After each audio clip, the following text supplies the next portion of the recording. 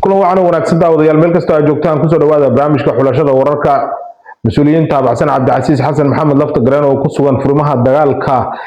ciidanka Laftagreen ayaa ka hadlay duqeyntii shalay loo geystay ciidamada Cabdicasiis Xasan Maxamed Laftagreen ee duleedka magaalada Baydhabo. dowladda Turkiga ayay ku eedeeyeen inay ka qayb tahay dagaalka lagula jiro koonfur galbeed Soomaaliya. ciidamada Cabdicasiis Xasan Maxamed Laftagreen oo iyaguna digniin u diray shacabka ku dhaqan magaalada Baydhabo iyo waliba hareeraheeda. wadahadallo u dhexeeya dowladda xilgaarsiinta iyo waliba mucaaradka ayaa ka furmay magaalada Muqdisho. sidoo kale wadahadalladan ayaa waxaa diiday Jubbaland iyo Puntland oo diiday wadahadalladaasi inay ka qayb galaan. sababtu maxay ay tahay Umar Cabdirashiid Cali Sharmaarke ra'iisul wasaarihii hore ee Soomaaliya iyo siyaasiyiin safkiisa ah ayaa iyagana loo diiday inay ka qayb galaan shirkaasi oo doonayay inay qayb ay ka noqdaan mucaaradka la shiraya dowladda federaalka ee Soomaaliya iyagoo hore u la heshiiyay Xasan Sheekh Maxamed. maxaa loogu diiday sidee bay uga qayb gali doonaan barnaamijka ayaad ku ogaan doontaa qodobadaas iyo qodobo kale xiiso leh intaba. soo dhawaada aan ku bilownay ciidamada Cabdicasiis Xasan Maxamed Laftagreen ee ku sugan duleedka magaalada Baydhabo ee xarunta gobolka Baay ayaa waxa ay fariin u direen dadka shacabka ah ee ku dhaqan magaalada Baydhabo iyo hareeraheeda. fariintan ayaa waxa ay xambaarsanayd inay dadka shacabka ah ay ka fogaadaan goobaha ay ku sugan yihiin ciidamada kala duwan ee dowladda federaalka Soomaaliya ee fariisimaha badan ka sameystay gudaha magaalada iyo banaankeeda, maadaama ciidamadaasi ay ciidanka Cabdicasiis Xasan Maxamed Laftagreen ay target ama bartilmaameed ay u yihiin si ay u yaraadaan khasaaraha iyo dhibaatooyinka soo gaaraya dadka shacabka ah. waxa kale oo ay dadka shacabka ugu baaqeen inay ka fogaadaan meel kasta oo ay isleeyihiin waxa ka dhici kara weerar ama dagaal haddii ay ciidamada Laftagreen ay ku qaadaan goobaha ay ku sugan yihiin. dadka shacabka ayaa loogu baaqay in xilliga habeenkii ah ay yareeyaan socodka guryahoodana ay ku sugnaadaan. sidoo kale mas'uuliyiinta Abacsan Cabdicasiis Xasan Maxamed Laftagreen oo xilal kala duwan ka soo qabtay koonfur galbeed Soomaaliya ayaa iyaguna waxa ay ka hadleen duqeyntii shalay diyaaradaha F-16 ee dalka Turkiga uu leeyahay lagu duqeeyay ciidanka Laftagreen ee shalay joogay duleedka magaalada Baydhabo. waxa ay sheegeen in dalka Turkiga uu qayb ka yahay dagaalka lagula jiro Cabdicasiis Xasan Maxamed Laftagreen iyo waliba ciidanka daraawiishta koonfur galbeed Soomaaliya ee jooga duleedka magaalada Baydhabo. mas'uuliyiintaasi ayaa beesha caalamka iyo ummadda Soomaaliyeed u cadeeyay in dalka Turkiga uusan xaaladda Soomaaliya iyo siyaasadda gudaha ee Soomaalida uusan dhexdhexaad ka ahayn, farahana uu kula jiro una taageerayo madaxweynaha madaxweynkiisu dhamaaday ee Xasan Sheekh Maxamuud, iyagoo dowladda Turkiga ku eedeeyay in mucaaradka Soomaaliya iyo waliba ciidanka koonfur galbeed Soomaaliya ee daraawiishta ee ku sugan duleedka magaalada Baydhabo loo adeegsaday gaadiidkiisa dhinaca dagaalka cirka iyo dhulka intaba. waxay sheegeen markii koonfur galbeed ay qabanaysay dowladda federaalka Soomaaliya ee Cabdicasiis meesha laga saaray in ay ahaayeen diyaaradaha dalka Turkiga kuwii u fududeeyay ciidamada dowladda federaalka Soomaaliya in ay dhulka soo maraan ilaa iyo gobolka Shabeellaha Hoose ilaa magaalada Baydhabo. waxa kale oo intaasi ay ku dareen in Cabdicasiis meesha uu ka baxo waxa keenay diyaaradaha dagaalka ee dalka Turkiga, taas oo fududeysay in dowladda Soomaaliya ay la wareegto koonfur galbeed Soomaaliya. magaalada Muqdisho waxaa maanta ka furmay wadahadallo u dhexeeya dowladda xilgaarsiinta ay hogaaminaya madaxweyne Xasan Sheekh Maxamuud iyo waliba ra'iisul wasaare Xamse Cabdi Barre iyo waliba mas'uuliyiinta mucaaradka ah oo ay ku jiraan madaxdii hore ee dalka soo martay sida Maxamed Cabdullaahi Farmaajo, Sheekh Shariif Sheekh Axmed, ra'iisul wasaare Xasan Cali Khayre iyo waliba golaha mustaqbalka.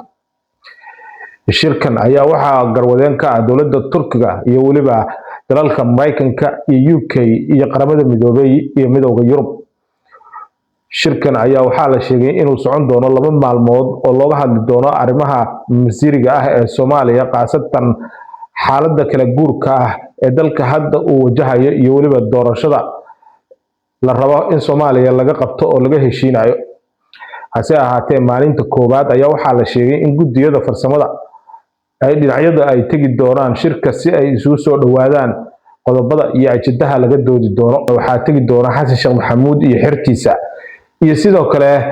mas'uuliyiinta ka kala socda golaha mustaqbalka iyo garabka waliba maxamed cabdulaahi farmaajo ee xisbiga nabad iyo nolol.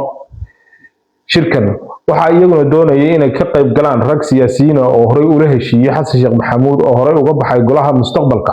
oo uu hogaaminayay cumar cabdirashiid cali sharmaarke, shariif sheekh aadan shariif sakiin oo kusoo hungoobay magaalada baydhabo, iyo sidoo kale rag kale oo siyaasiyiin oo uu ku jiro gudoomiyihii hore ee golaha baarlamaanka maxamed mursal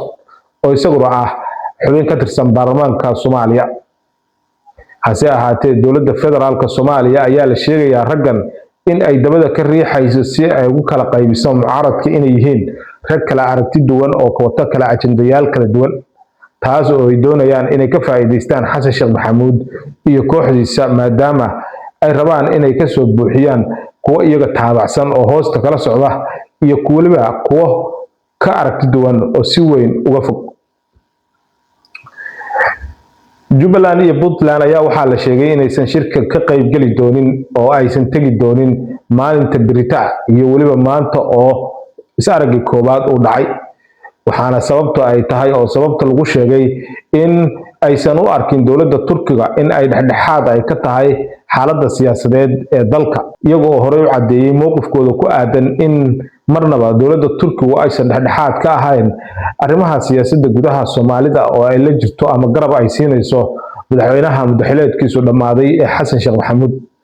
taasi oo dhibaato culus ku noqotay dowladda Turkiga iyo dalka Turkiga oo hadda doonaya inuu door weyn u ka qaato arrimaha siyaasadda iyo isku soo dhaweynta siyaasiyiinta mucaaradka iyo waliba ragga hadda jooga xafiisyada dowladda ee madaxweyneedku uu ka dhamaaday. Puntland ayaa waxa ay digniin adag ay ka soo saartay oo digniin ay u dirtay ciidamada kala duwan ee ku biiraya ciidanka xoogga dalka ee ku sugan deegaanadeeda. muddooyinkii ugu dambeeyay waxaa muuqatay in ciidamo badan dowladda federaalka Soomaaliya ay ka qoratay gudaha Puntland, iyadoo waliba gobolada qaar sida Mudug, gobolka Bari iyo waliba gobolka Nugaal iyo Sanaag ba ka qoratay ciidamo aad u tiro badan oo taabacsan ciidanka dowladda federaalka ee Soomaaliya. arrintan oo khilaaf xoogan ka dhalisay dhinaca gudaha Puntland oo dadka reer Puntland ay ku kala qaybsameen ayaa hadda waxa ay u muuqataa in ay doonayso Puntland inay soo gabagabayso ama ay soo afjirto. waxay sheegtay askari kasta iyo sarkaal kasta oo ka mid noqda ciidamada dowladda federaalka Soomaaliya ee ku sugan deegaanadeeda in uu la kulmi doono ciqaab adag oo waliba ay ka qaadi doonaan tallaabo sharciya. qaar ka mid ah saraakiisha maanta u hadashay Puntland ayaa waxaa hadaladoodii ka mid ahaa: waxaynu arkaynay waayaha kan niman dhalinyaro ah oo meelahan inta hadda meel soo istaaga waxa la leeyahay waxaan ka mid nahay dowladda federaalka ah nin hadba minta kaliib yar laga duuba meel inta la istaago. arrintaasna